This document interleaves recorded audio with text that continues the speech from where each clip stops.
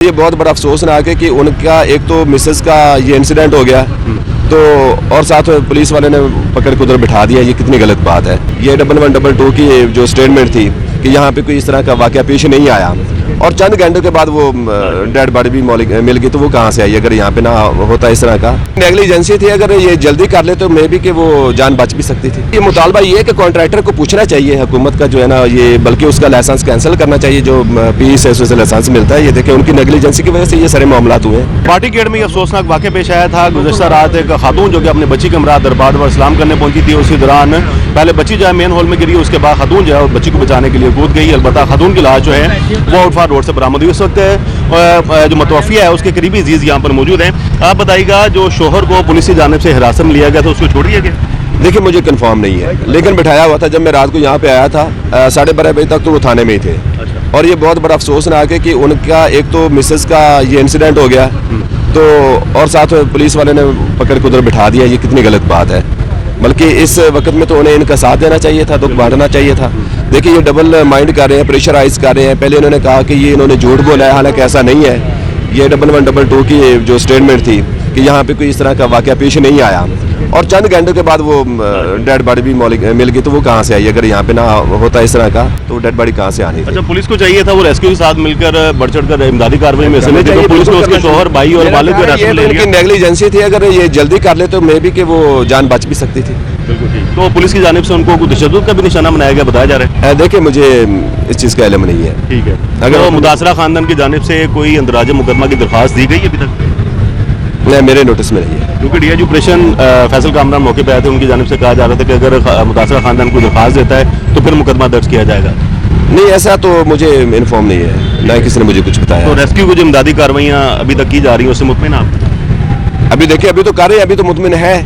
ठीक है, जो इन्होंने पहले ना वो किया था बकवासबाजी समझ लें कि जी यहाँ पे तो कोई इंसिडेंट नहीं हुआ, यहाँ पे तो कोई फेक न्यूज़ है, ऐसा तो नहीं होना चाहिए। अगर फेक न्यूज़ होती थी ये डेड बॉडी कहाँ से मिलनी थी?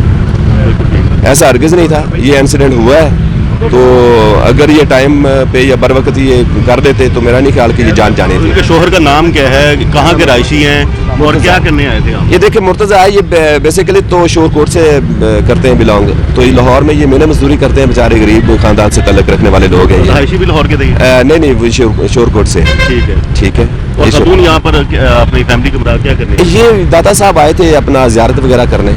तो सुना है कि क्योंकि देखिए जब ये वाकया हुआ तो मैं तो यहाँ पे नहीं था, तो उनके अकॉर्डिंग के ये जाने लगे थे, रिक्शे में बैठने लगे, पाँव फिसला, वो डायरेक्ट ये जो मेन हॉल है। अभी देखिए यहाँ पे कॉन्ट्रैक्टर की कितनी एक नेग्लिजेंसी है कि जहाँ पे काम होता है इसको पहले एक प्रॉपर तरीके से बैरिकेड किया जाता है। मैं भी एज ए कॉन्ट्रैक्टर हूँ, अल्हम्दुलिल्लाह गवर्नमेंट के काम करते हैं, हमें भी पता है कि किस तरह के इसको स्टार्ट लिया जाता है। तो मैंने यहाँ पे देखा जितने भी मेन हॉल हैं अभी तक मेरा ख्याल है वो खुले हैं। जब यहाँ पे वाकया हो जाता है उसके बाद इनको जो है ना वो लग जाता है कि हाँ हमने ये भी करना था, वो भी करना था, ये भी करना था। कोई दुकान भी बना रहा हो, प्लाजा बना रहा हो तो ईपीए आ जाती है वहाँ पे, लेकिन यहाँ पे ना तो कोई बैरियर लगाए गए थे, ना कोई कनाते लगाएगी, ना कोई चादरें लगाएगी, ना मेन हॉल जो है वो कवर थे। और जैसे ही वकूआ हुआ तो उसके बाद इन्होंने ये करना शुरू कर दिया। यही काम अगर पहले होता तो मेरा ख्याल है कि ये नहीं होना था जो हुआ है वाकया। क्योंकि ये देखने में आ रहा है ये जो जब ये बैरियर लगाए हैं यहाँ पर रिक्शा खड़े होते थे और जो रिक्शा पर सवार होने के लिए खातून। जी बिल्कुल, देखिए जहाँ पे कंस्ट्रक्शन हो रही होती है वहाँ पे ये चीज़ें नहीं होना चाहिए। यहाँ पे तो उल्टा बैरिकेड करके इसको बंद कर देना चाहिए। तो यहाँ पे पार्किंग इन्होंने बनाई हुई थी, पता नहीं कौन थे हजरात। देखिए ये पैसे के लालच हवस है इंसान को, पैसे के लिए यहाँ पे रिक्शे का पार्किंग तो बनता ही नहीं है ना। यहाँ पे अगर रिक्शा ना होता तो शायद ये इंसिडेंट भी ना होता। वज़ीर पंजाब की जानिब से नोटिस लिया गया, सिर्फ मुतली आप समझते हैं कि एक खातून जो है उसकी जान चलेगी, बच्ची का अभी तक नहीं मिलता, तो सिर्फ अफसरान को मुतल करने से काम चल जाएगा? नहीं, ऐसा हरगिज़ नहीं है।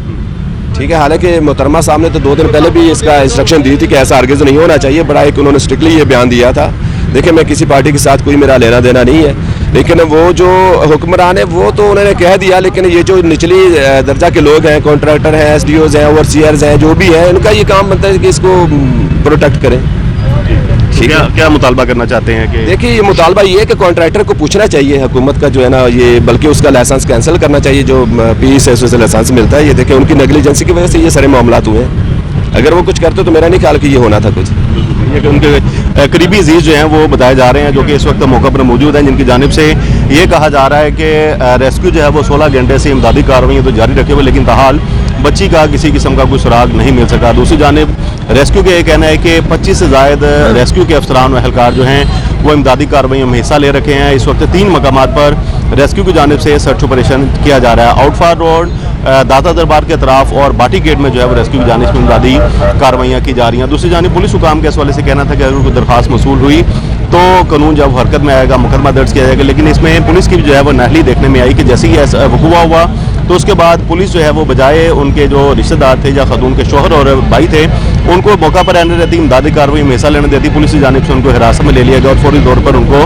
थाने में बंद कर दिया गया। और जैसे ही खातून की लाश रात 12 बजे के करीब बरामद हुई तो उसके बाद पुलिस की जानिब से उन तमाम अफराद को रिहा कर दिया गया। अब खातून का शोहर जो है वो ताहाल उसका कुछ सुराग भी नहीं लग सक रहा। रिश्तेदारों की जान से बताया जा रहा है कि पुलिस ने रात जो है वो हिरासत में लेकर चंबा हाउस में तकरीबन 2 बजे तक उसको बिठाए रखा। अलबत्ता खातून की लाश जो है वो ज़रूरी कानूनी कार्रवाई करने के बाद इस वक्त पोस्टमार्टम के लिए मुर्दा ने मुंतकिल कर दी गई है। लेकिन ताहाल इस वाक़े का किसी किस्म का कोई मुकदमा भी दर्ज नहीं किया गया है।